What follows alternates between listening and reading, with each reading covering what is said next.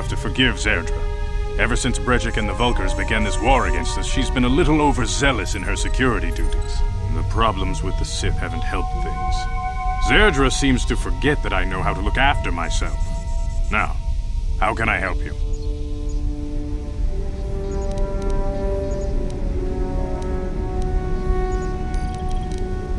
The escape pods? You know, I heard the Sith have been asking around the upper city about them as well.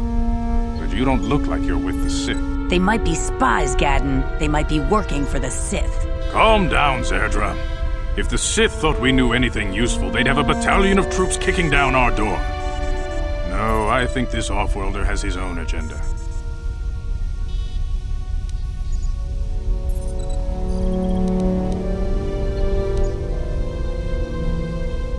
I suppose I could tell you what I know. It's not like it could do any harm to me or my gang. But it might cause problems for the Vulkars, and that's okay in my book. The Vulkars stripped those pods clean within hours after they landed. It's too bad we didn't get there first, considering what my spies reported the Vulkars found. A female Republic officer named Bastila survived the crash. We Becks don't believe in intergalactic slavery, but the Vulkars aren't so picky. They took her prisoner. Normally, the Vulkars would take a captured slave and sell them for a nice profit to Davik, or an off-world slaver. But a Republic officer is no ordinary catch. She's too valuable to leave with the Vulkar scum at the base. Brejik's probably got your Republic friend hidden away somewhere safe until the big swoop race. You'll never find her. I'm afraid your friend has become a pawn in Brejik's game to take over the lower city. He's offered her up as the Vulkar's share of the prize in the annual swoop gang race. By putting up such a valuable prize, Brejik hopes to win the loyalty of some of the smaller gangs.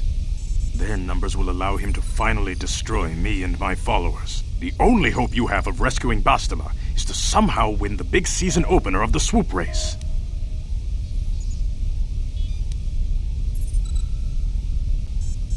I might be able to help you with this, if you'd be willing to help us. We both have something to gain here, and much to lose. You're in no position to bargain here. Without my help, you don't have a hope of getting this Bastila back. You should at least listen to what I have to say. The swoop race is for the lower city gangs only. I could sponsor you as a rider for the Hidden Becks this year. If you win the race, you'll win your friend's freedom. But first, you have to do something for me.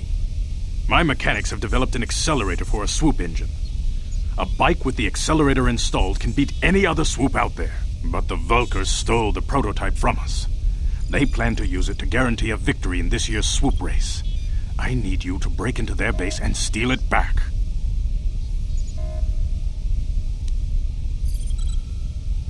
My word is my bond. Everybody in the lower city knows my reputation. Besides, you really don't have a choice. I'm your only ticket into the swoop race.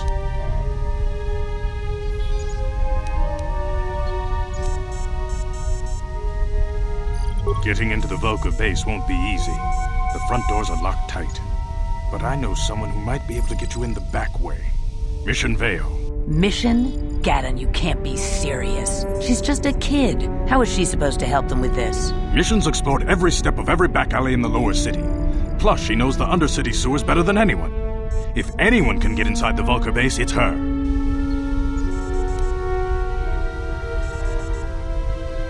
Don't underestimate Mission or her Wookiee friend Zalbar. They're a formidable pair, tough enough to go exploring the Undercity by themselves. Your best bet is to look for her in the Undercity, but you'll need some way past the Sith guard post at the elevator.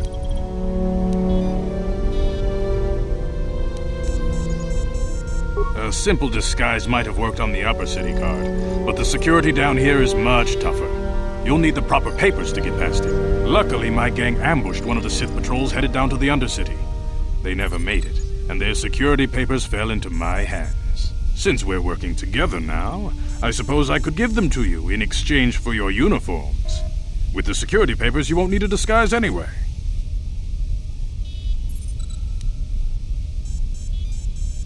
I like to be prepared. Eventually, the Sith are going to try to drive us out of the Undercity. Sith disguises might give my people the edge we need in a crucial battle. Good choice. Thanks for the uniforms. You won't need them with these security papers anyway. Now, is there anything else I can do for you? Your time would probably be better spent going after the prototype swoop engine the Vulkars stole from us. But I'll answer your questions if I can. How dare you? I should kill you where you stand. Calm down, Zerdra. I'm not ashamed of what I've become. As you can see, I lost my eyes in a swoop racing crash. I rely on these artificial replacements to see now. But my blindness was not the worst consequence of my accident. My affliction was what eventually led to this war between my Becks and the Vulkars. When I lost my sight in the swoop bike accident, everyone assumed I would step down as leader of the Hidden Becks and let Brezhik, my most trusted follower, take over. But with my ocular implants, I can still see well enough to lead this gang, and I knew Brezhik wasn't ready to take over yet. Unfortunately, Brezhik didn't agree with me. In a rage, he left to join our arch-rivals, the Black Vulkars. A lot of the younger gang members followed him, and soon he and his followers had taken control of the Vulkar gang.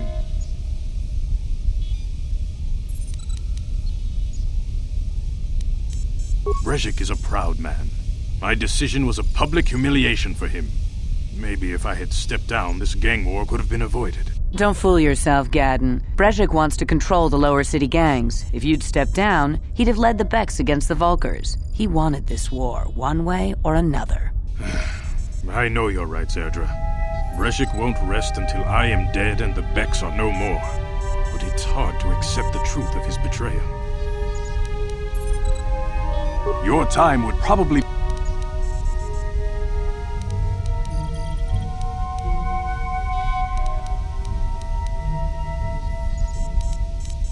A foreign army invades Terrace, declares martial law, and locks down all travel to and from the planet? You damn well bet I have a problem with that. If the Sith ever moved in down here, all the swoop gangs would unite against them. We'd use hit-and-run guerrilla tactics to pick them off. Their casualties would be enormous. But so far, the Sith have stayed out of the lower city, and our strength is wasted on this stupid gang war. I tried to explain this to Brezhik, but he and his Vulkars won't listen. Feel free to come back anytime. We're not like those Vulkar savages. Strangers are welcome in the Beck base.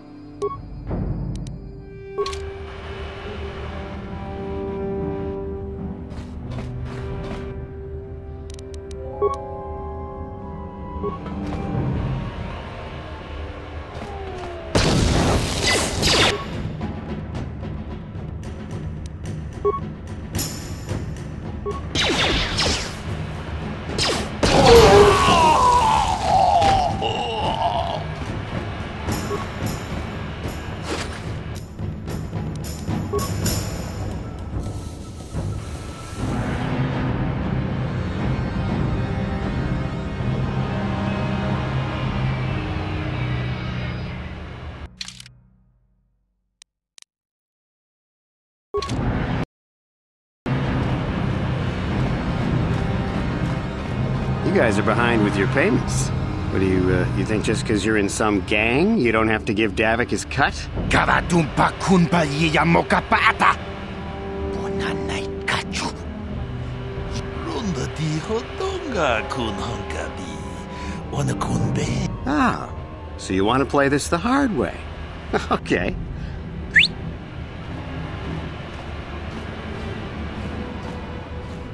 Tone podo. Rana no prata don't no sercha. Ichu. Watana wamamulira. Kenchun jupashak. No bulimur. I knew you boys would see reason. Now get out of here. Too bad. I was looking forward to cracking some heads. Maybe next time, Canderous. I better get this over to Davik. I'll call you if anyone else gets behind on their payments.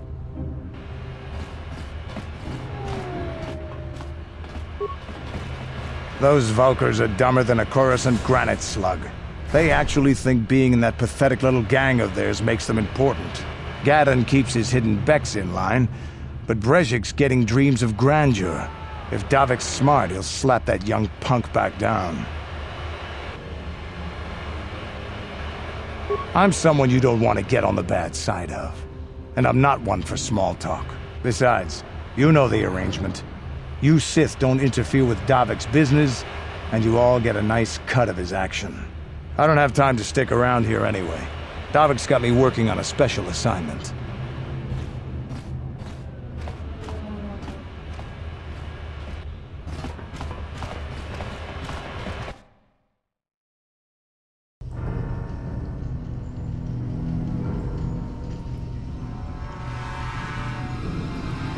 Chiwi aita ka chong chicha. Agi inko tune chuna mulira. Chiyokaku. Kinba mulira tuanaji. Kuyami. There's a bounty on your little green heads. I'm here to collect. Just cronky to patslimo. Chi ita kanki. That's the plan.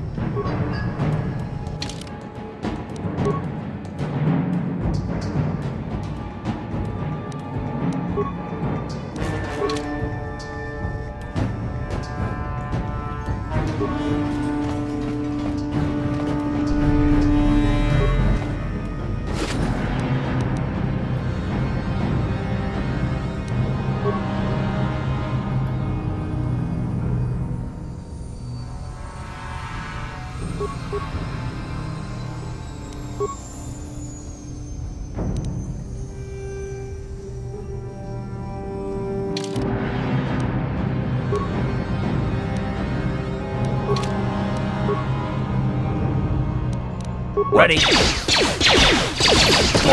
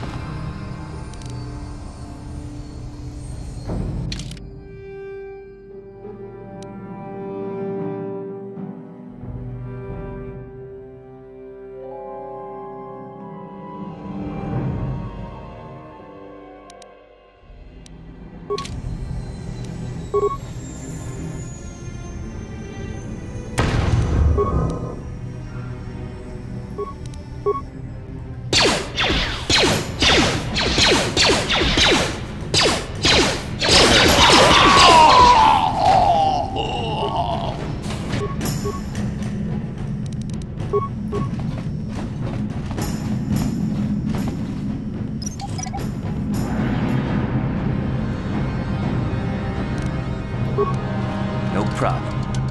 Didn't work.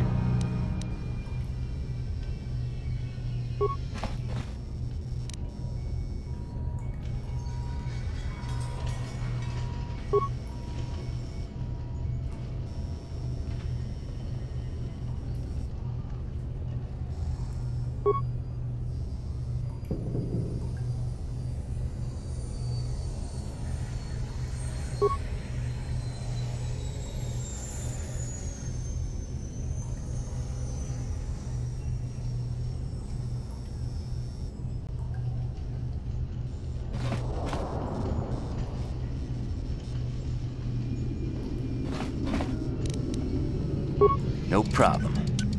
Didn't work.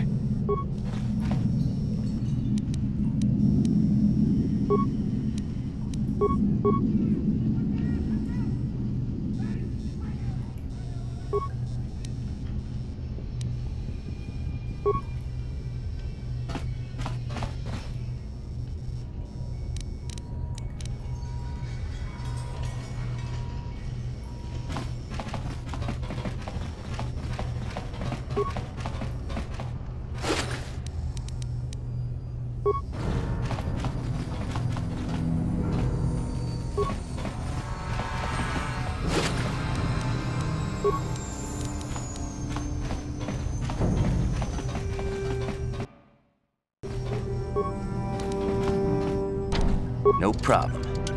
Got it. Stop right there, or I'll give you a blaster shot right between the eyes. Now, what are you doing here?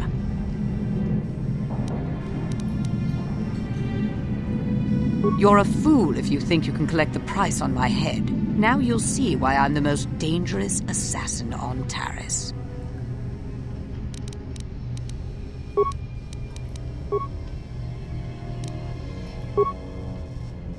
That hurt, I bet. That hurt, I bet.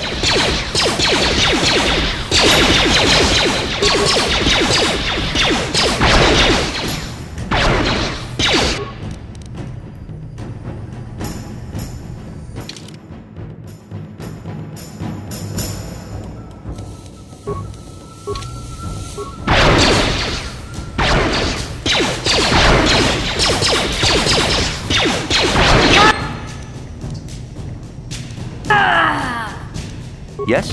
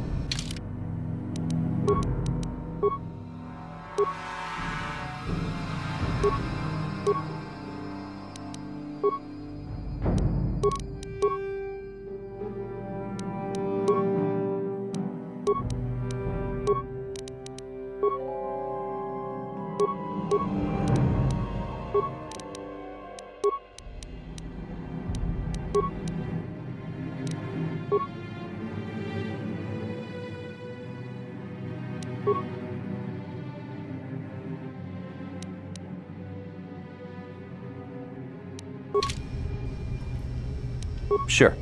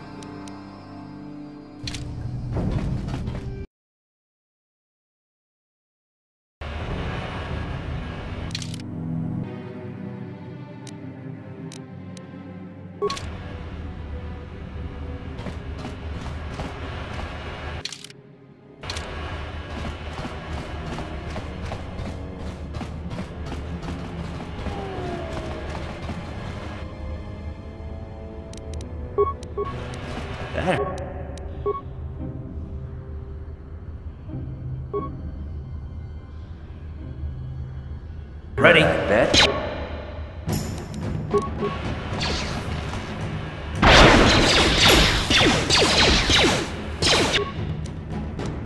What? Let's go!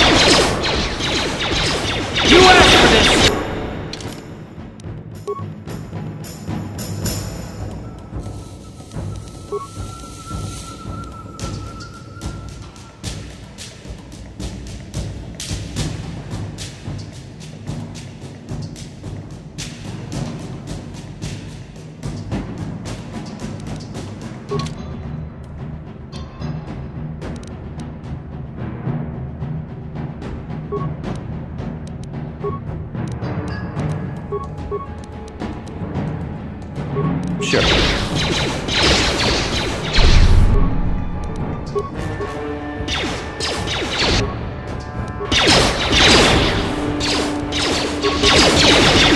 You asked for this!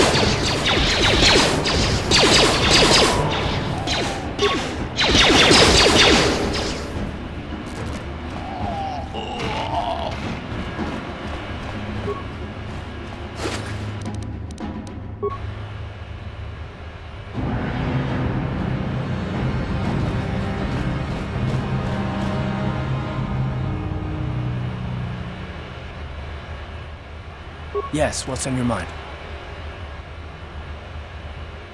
You do? Well, fair enough. What do you want to discuss?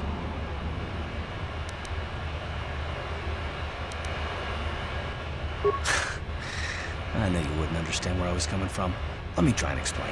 You got the skills of an elite commando, and you saved my butt more than once. Between that and your facility with languages, I'm lucky you're here. But that doesn't mean that I'm gonna stop watching you being wary. I'm just not built that way. Period.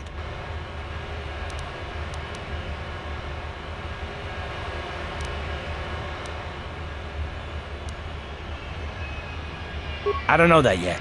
Like I said before, it's probably nothing, but I've been betrayed by people before, and well, it won't happen again. That's all.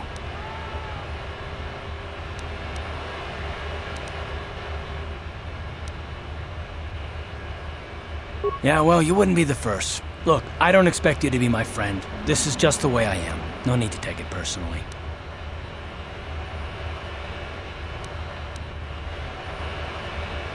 Me?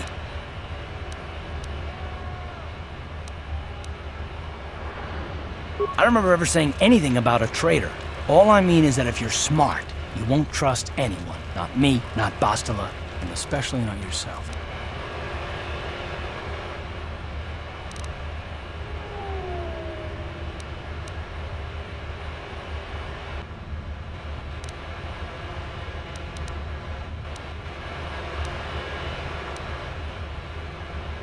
And I don't need all these questions. What I do need is to try and save the galaxy, if that's even possible. Why is whether or not I trust you or anyone so damned important to you? Why do you even care? We don't have time for this, so can we please just drop it for now? Can we pick it up later if you really must? I want to get underway.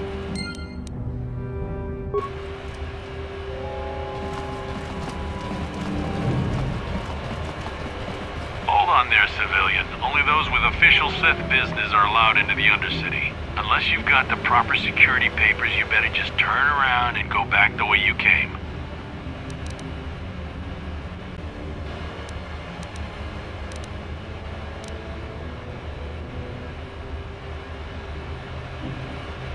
Good. I don't have time for this foolishness. Down here, we run a tight ship, not like the slipshod operations in the upper city. Hold on there, civilian. Unless you've got the... You just made a big mistake.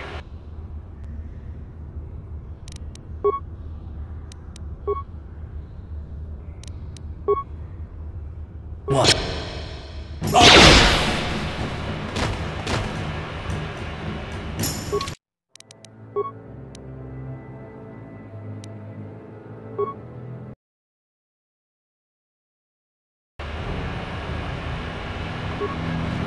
Hold on there, civilian. Only those with a... Let me see. Yeah, these look to be in order. Okay, you can go down if you want. Can't say I envy you, though. The Undercity is crawling with mutants. Rat-ghouls, they call them. If you see anything moving down there, shoot first and ask questions later.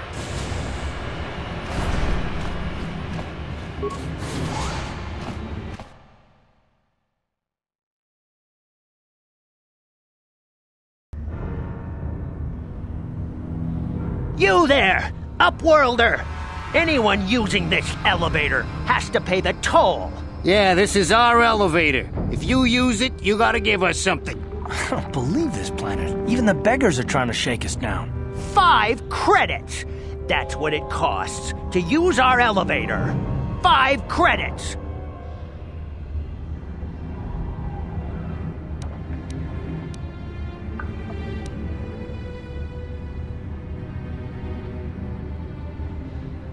Run, my brother! Flee this one's wrath! Go on, you two, get out of here! I'm sorry about that. Those two beggars give everyone in the village a bad name. We aren't all like that, you know. Most of us are good people. I'm sure you are, miss. It's just too bad your little welcoming committee is here to give people a bad first impression. My name is Shalina. You're from the Upworld, aren't you? I've never seen it. I was born here in the Undercity.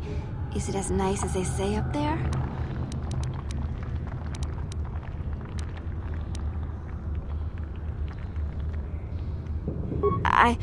I suppose our world doesn't look like much to you. It's dark and cold and lonely down here, but this is the only world I've ever known. I've never been to the surface, but sometimes I think I can see it in my dreams. The sun, the sky, the stars. It all sounds so wonderful. Gendar, the leader of our village, tells me I should spend more time trying to improve things down here and less time dreaming about something I can never have. Maybe he's right. You probably think I'm a fool, having dreams of a place I've never even seen. But when I was little, Rukil used to tell me stories of what it was like up there. Rukil's the oldest man in the village. The kids call him Rukil Wrinkleskin, but he's a kind man. He used to tell me the greatest stories when I was a little girl. I still like to listen to his tales about the Promised Land, even though I know they're just legends, but it helps to make the Undercity seem less dark somehow. It's just a story to make little children smile. Rukil believes in it, though. Sometimes I can almost believe it myself, but then I look around and see the ugly truth. I guess we have to make the best of what we have, though. If you really want to learn more about the Promised Land, you should speak to Rukil. He's wandering around somewhere on the south side of the village. He doesn't move too far. He's hard on his bones. He's over 100 years old. The children laugh at him, and people think he's crazy because of his stories about the Promised Land, but he's really just a kind old man.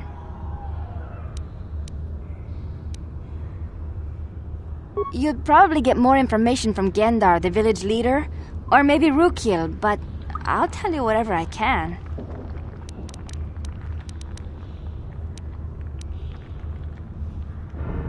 There were quite a few people from the surface marching through the village, but none of them bothered to talk to me. Gendar might know more about them. I don't know anything about that, but maybe Gendar could help you. Sorry. Is there anything else you need? Oh, okay. Well, if you ever need anything, or if you just feel like talking, come back and see me. I hardly ever get a chance to speak to someone from the Upworld.